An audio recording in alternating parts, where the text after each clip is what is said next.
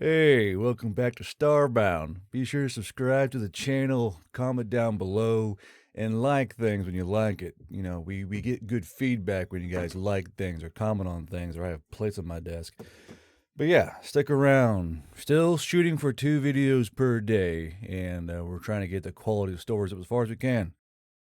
When the human pilot of the craft to my right waved at me, my jaw dropped. In shock, I shouted out loud, "How can he see me?" His reply was cold, "I can hear you too." It had been 28 standard galactic years since I last served the Sayate Legion. In that time, so much had changed since I last served. A standard galactic year was called a standard galactic cycle. A legion was 100,000 Sayate, and Earth was still called Blue-Green 3.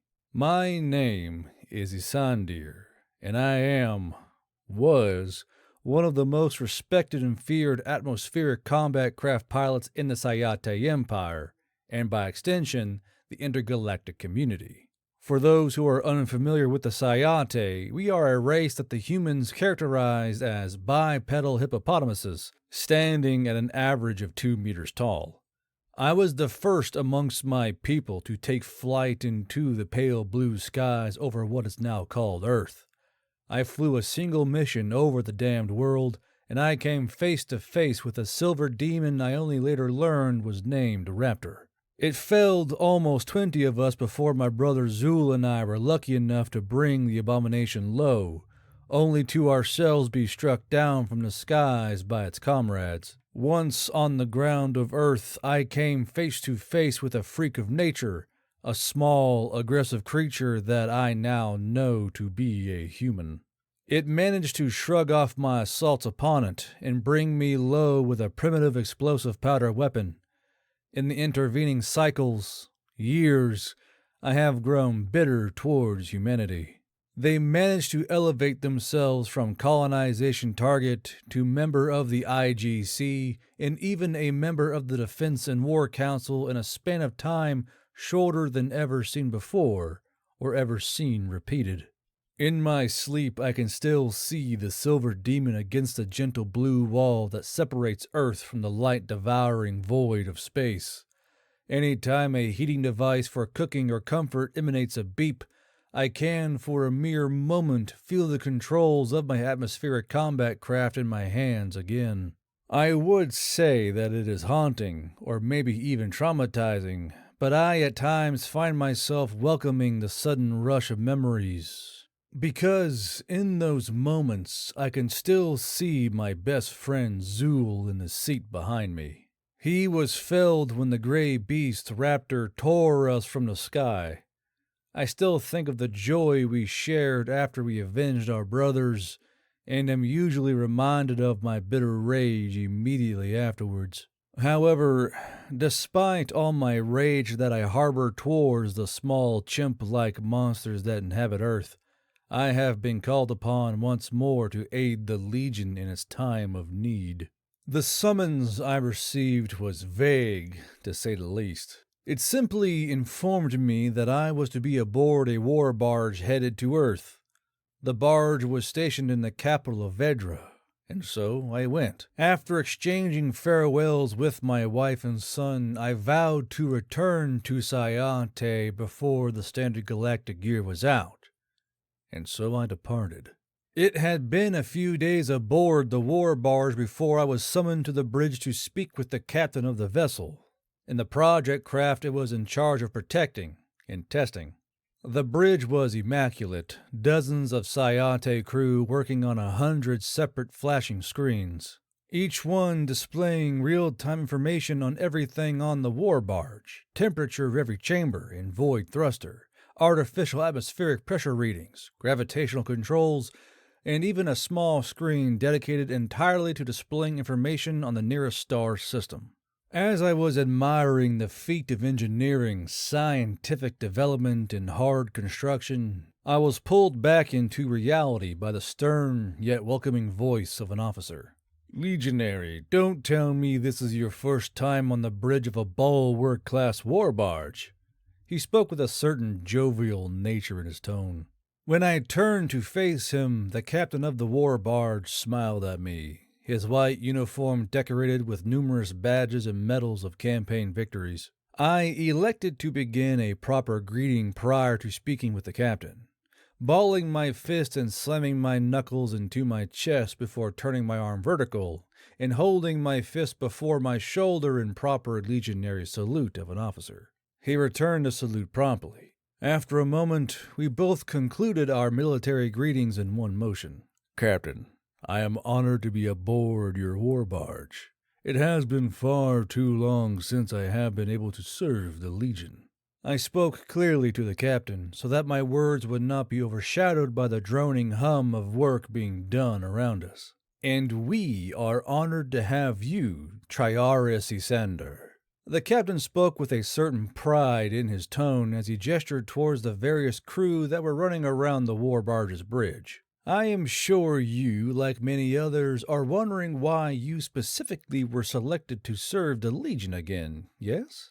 He asked with an expression that suggested he was all too happy to be more knowledgeable than I, all too standard for officers of the Legion. Yes, Captain. Why was I summoned again? I asked the captain as he smiled. Correct me if I am wrong, but you were part of the first strike wing during our mission to Blue-Green 3, yes? He asked. Yes, Captain, I replied. The captain nodded and pulled a small data slate from his pocket. The after-action report you gave was late by Imperial standards. This was due to you being rendered unconscious due to injuries sustained in combat with human forces, yes? Yes, Captain. I replied once more, this time the pain of the defeat tainting my inflection. According to the after-action report, your strike wing encountered a series of human atmospheric combat craft that our scanners could not detect. This allowed one of them to sneak up on the whole combat wing and dispatch all but one of the Howler-class combat craft before you were able to strike it from the skies. Yes? Yes, Captain. I bowed my head slightly as I spoke, the weight of defeat finally moving me, although only slightly. The captain put his hand upon my shoulder as he spoke. Chin up, legionary. Our defeat was no dishonor, and even if it was, today we get it back. Captain, what do you mean by this? We are going to Earth. They are a member of the IGC. They are our partner on the Defense and War Council. What would we be doing there that is of any great honor? I questioned the captain.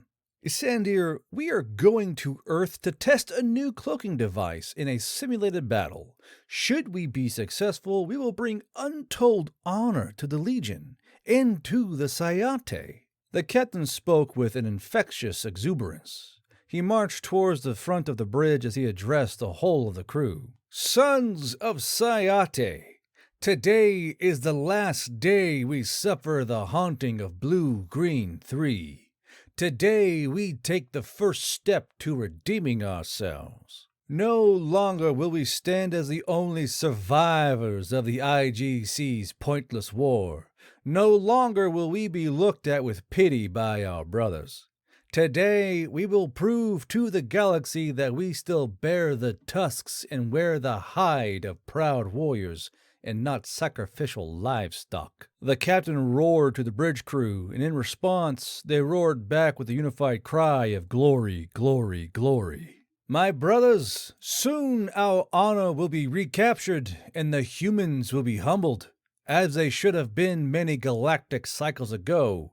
Today we take our absolution. The captain cried out, his energy infectious. I couldn't help but pump my fist along with the others upon the crew deck. The captain strode over to me, a wild look in his eyes and a toothy grin stretched across his face. Isendir, brother, you will be the one to pilot this new craft. You will be our champion in this exercise. The captain spoke with pride, a pride that I too felt in that moment. I smiled as the captain gestured to me. The bridge crew pumped their fists in unison, chanting as they did so. Glory, glory, glory, they called. I looked to the captain and spoke as I had during my time in the Legion. Brother Captain, I will not fail you." Confidence burned in my breast as I spoke to him, a pride I had not felt since the last time I flew a Howler-class atmospheric combat craft. I felt as I had during my time in the Legion. I felt like a hero again, like an honored member of the greatest fighting force that the galaxy had ever seen. And soon, I would have the chance to prove it. After a few hours, I was ordered to don the armor of the Legion once more. It looked different from the time I had bore it upon myself. The undersuit was a dark blue color, and the armored panels were an equally dark green, with a red insignia on the shoulders. I had never seen it before, but then again I had been leading a rather quiet life, ignoring all the usual bustle of news cycles. It looked like a Sayate skull, with a maul open and an ancient sword of our people held behind the tusks. It was an odd design, one of a classic villain. It made sense at the time. I was visiting Earth, after all. Playing the role of the villain was fitting for the exercise. After getting my combat uniform on, I marched down to the flight deck. The pride I had felt earlier burned in my chest again. I was excited as I marched. Finally, I had the opportunity to fly a combat craft of the Legion once more. When I arrived in the belly of the war barge, the flight deck, I was greeted by the captain. He smiled at me as I approached, and as we had on the bridge, we exchanged salutes. "Isandir, you look ready," the captain stated with an even and pleased tone. "Yes, Captain," I replied loudly, my volume drawing the attention of the two repair crew who were working diligently on the stealth craft that I would soon be piloting. The captain introduced me to the craft in question. It was a LRCV-19 Whisper-class atmospheric combat craft, the most advanced of its kind. It only had a single pilot, no on-board weapon specialist. But the single pilot of the craft could carry an arsenal into battle. 5 Mark 7 rotor cannons, 4 retractable smart plasma lances, inbuilt flare and chaff dispenser, and last but not least, the experimental cloaking field generator. A device purpose-built to hide any craft that is small enough to fit in the belly of a war barge. Small as a Howler-class fighter or as large as a Dominator-class bomber. "Are you pleased with the chariot we've acquired for you, Isander?" the captain inquired to me as he looked over the sleek, swamp-green armored panels that made up the body of the Whisper-class fighter. I spoke quietly as I admired the artisan work that went into even the tiny details of the Whisper-class fighter. "Yes, Captain. I am honored to fly such a craft for the Empire, even if it is only a training mission." "Good. The training mission for today is quite simple. You will be conducting a mock interception of an incredibly important asset. Your job is to fly in, lock on to the drone-operated transport vehicle, and destroy it with your plasma lances," the captain stated with authority, as if I was being given an order as opposed to a briefing. "Interrogative question, Captain. The plasma lances are going to be firing live munitions?" I asked with slight hesitation. "Yes, Isander, they are to also be tested today. The Imperial High Command wants the weapons to be tested in a proper combat environment. Testing on a firing range is one thing, but proper combat trials are far easier to conduct in exercises like this." The captain declared this with a certain hand-waving nature to his tone, as if I should have already known this. "Proper combat environment? Are all the opposition craft drones operated?" I asked the captain abruptly, without following the standard protocol of declaring that I was asking a question. "Yes, drones, Isander, all of them. The drones you'll be engaging today will not have proper weapon systems. They are training equipment built to simulate the behavior of a proper weapon system," the captain claimed with an odd grin appearing on his face. My devotion to the Sayate and the Legion began to crack at this moment, as something felt off about the whole thing. I had yet to meet with the humans that I would be training with. I had yet to be told anything of the opposition I should be expecting, only that it is drone piloted. It felt off, but I was still on duty and had a job to do. Understood, Captain. I responded to my superior. Good. Now, I think it will be best if you got in the whisper. You are due to launch in a few minutes, the captain stated as he looked upon a small wrist-mounted timepiece data slate. I acknowledged the order I had been given and boarded the Whisper-class atmospheric combat craft. Not a minute after climbing inside of the cockpit, I felt the small cranes and conveyor belts around the craft gently persuade it towards the edge of the launch deck. The whole platform was lowered out the bottom of the war barge, and I was met once more with the ice-blue skies of what I once knew as Blue-Green 3. There were few clouds, and I saw the reflection of the planet's moon reflected faintly in the skies above. A bright red light bathed the launch deck in baleful crimson as a voice echoed throughout the hangar above me. Combat Craft 01, stand by for launch. The order rang throughout the cockpit of my craft. I quickly ensured that all systems were prepared and functioning. Weapon systems, check. Engines, check. Flaps, check. Life support, check. Landing gear, check. Experimental cloaking field generator, check. Combat Craft 01 is fully prepared, all systems nominal, awaiting clearance to launch. I reported into the onboard short-range electromagnetic transponder, relayed to the control deck above.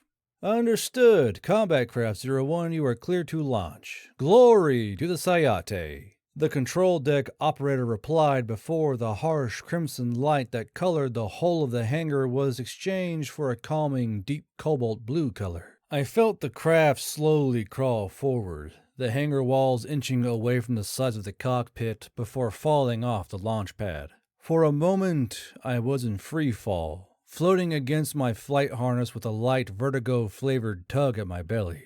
Then the atmosphere of Earth was captured under my wings, and the Whisper-class fighter could finally respond to my light backwards pull on the stick. The flight surfaces twitched as it played with the lift, its belly coming parallel to the surface of the world below me. Despite being in a single crew craft, the feel of the armor upon my body, the warmth of the seat beneath me, the freedom of flight in the skies of an alien world, I could feel the presence of my brother Zool again, for the first time in many, many years.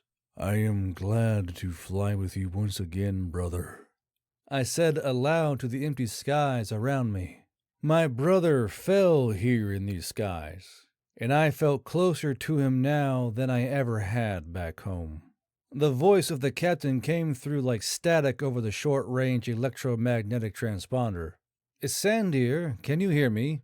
Yes, Captain, I responded. We can currently see you on our scanners. Throw the cloak generator on. Let's see if it works, he ordered, and I followed them.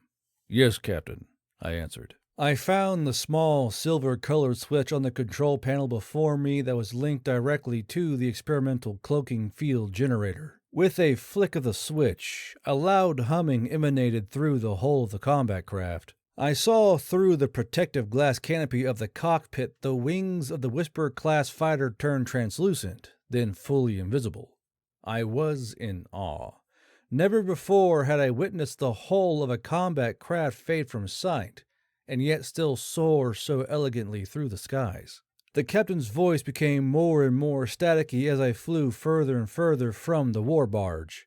Isander, we can no longer see you on any of our scanners. You are invisible, brother.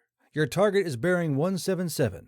Good luck out there. I didn't bother attempting to respond. The hiss through the short-range electromagnetic transponder told me all I needed to know. The same device that hid my craft from the naked eye also interfered with short-range electromagnetic transponders, possibly even long-range electromagnetic transponders. I decided at that moment that the best possible choice I had was to simply move to conduct the training mission without any communications. After about an hour in the air, I managed to get a small return on my scanners. A hushed beep was coughed out from the atmospheric scanner in the center of my control panel.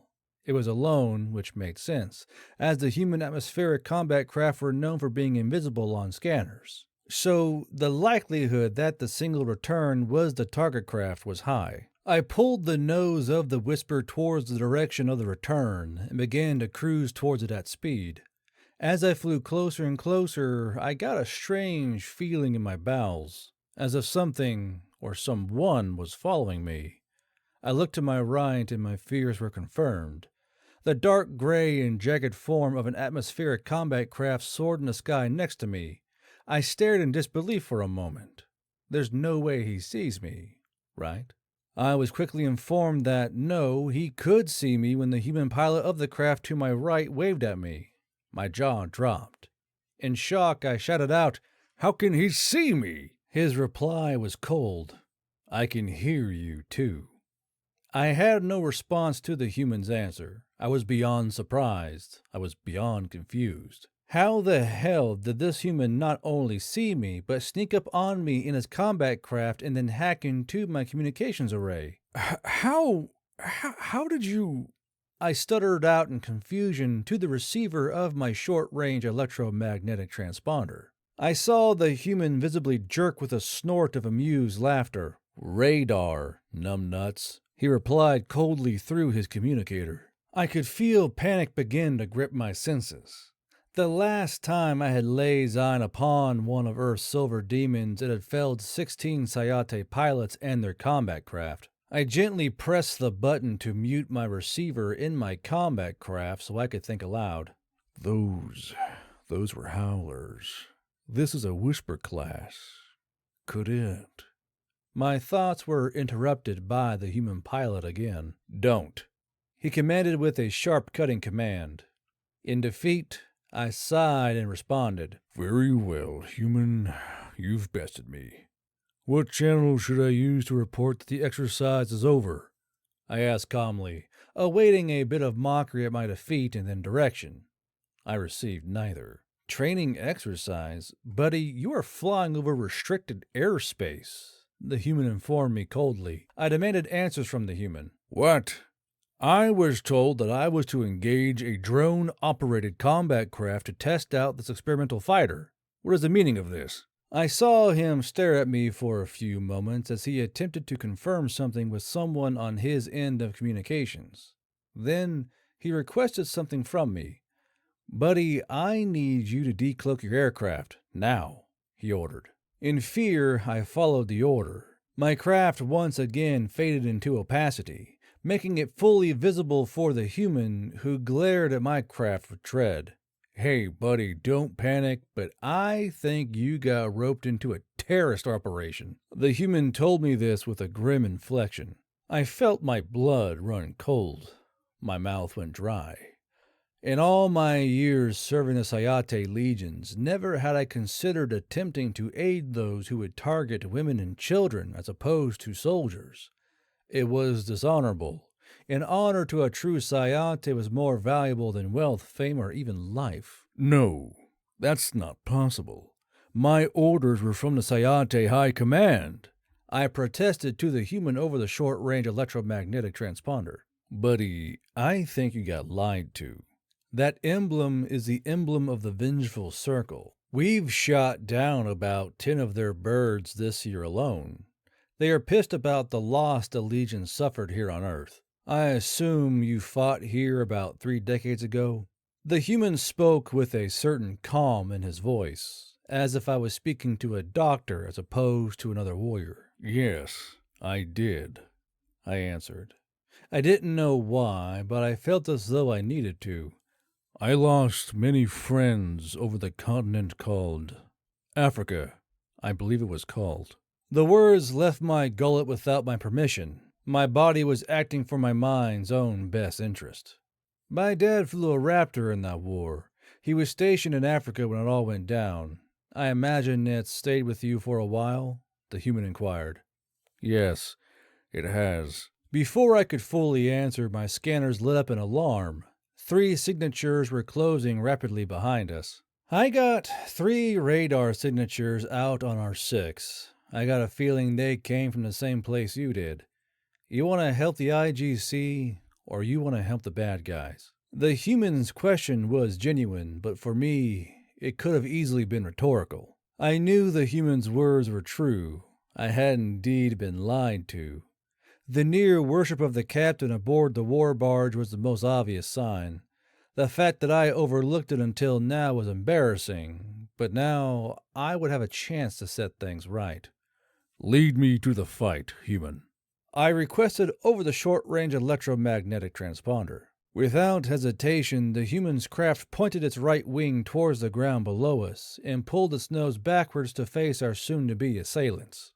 I did likewise, the vapor clouds breaking upon the wings and nose of my Whisper-class fighter. I threw the switch on the experimental cloaking field generator and saw my peripheries the craft fade from view again. I followed close on the tail of the human's combat craft. The heat and warm illumination from the engines faintly painted the outline of the cloaked panels of my fighter.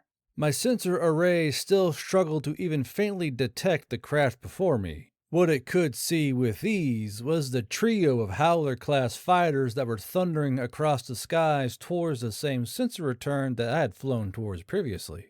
The human pulled a hard left and dove down into cloud cover. I did not follow. With him hidden below the trio of howlers, I began to position myself above them. The same trick that had been pulled on me many years ago by a similar craft to the one that the human piloted now. Every fiber of my being desired so badly to avoid having to kill my fellow Sciate, even traitors who would dishonor the Legion by attacking those who would not or could not fight back. Thankfully, the human must have shared my wishes, for his next action would decide a fight before it could begin. His combat craft drifted right, and then ascended until the wing of the human's craft and the wing of the Howler were next to one another. The pilot and co-pilot of the Howler both looked at the human in shock, seeing a combat craft with their eyes but not their sensors. I did not realize I was still on the same communications channel as before, and so were the pilots and co-pilots in the Howlers. When the human's voice came through, it came through coldly and clearly through the receiver of both my own and their combat crafts. You should go home. Now. His suggestion oozed an arrogant certainty of victory without having yet fired a shot. The words bled authority, and the pilots of the Howlers made the right choice. They simply banked their combat crafts left and back towards the war barge. Once the trio of Howlers began to fade from my sensor array's returns, I attempted to make contact with the human once more over short-range electromagnetic communicators. Human, I will deny ever saying this to you, but that was most impressive, I said with a smirk slowly growing on my face, one that was quickly wiped away by another human's voice chiming in on the communication line. Can't say I disagree, E.T. Now tell me, you gonna land with old Blackout, or you gonna come on down to Fort Cairo? The new voice was jovial and welcoming, but I could only feel embarrassment, knowing that for a third time I had been found by a human I could not see. How many of you are out there? I asked flatly over the receiver. 2, likely more. The indifferent estimate came from the human I now knew was called Blackout. Great. I assume I'm going to get dragged through hell for all this? I asked unthinkingly to the humans. Partner, I promise old Blackout and I will try our darndest to keep you out of trouble. You got roped into this unknowingly, I reckon. The new human said with the same pleasant inflection. That means yes, Blackout interjected. After landing at the human airbase, I was immediately detained by the human soldiers on the ground. I was put into a small cell and held for a few hours before I was moved to an interrogation cell. I did all I could to aid the humans in both determining the purpose of my mission and to get off Earth to be sent back home to Sciate as quickly as possible. Luckily for me, there was a small contingent of Sciate legionaries on world who were actually conducting training operations. The command element assigned to them was willing to help smooth over any issues. I was quickly exonerated as an unwilling participant in an attempted assassination. I was ashamed to learn that I had been misled so effectively, and worse yet, I was not the only one to suffer a fate like this. Numerous Sciate veterans of Blue-Green 3 had also been tricked into aiding this vengeful circle in their mad crusade to harm innocents in the name of a long-ended conflict. Shortly after, I had all the information I needed to understand exactly what happened and why. I was given a once in a lifetime opportunity. The intergalactic community had determined that the Vengeful Circle was a threat to not only Earth, but Sayate and the IGC as a whole. Because of this, a special task force was being assembled in order to find these maniacs and bring them to justice either in chains or coffins. I was offered a place among the combat craft pilots for the special task force. Needless to say, I was fairly eager to reclaim my honor that had been marred by these degenerate criminals. Twice I came to Earth as an invader. Twice I left in shame and defeat. Twice it was a result of ignorance. As I write this story from the pilot's quarters of a great war barge, I wish to someday return to Earth, not as a villain from beyond the light of the stars, but as one of the many who brought safety and security to an IGC member world. I eagerly await the day that Sayate legionaries march upon Earth as celebrated heroes.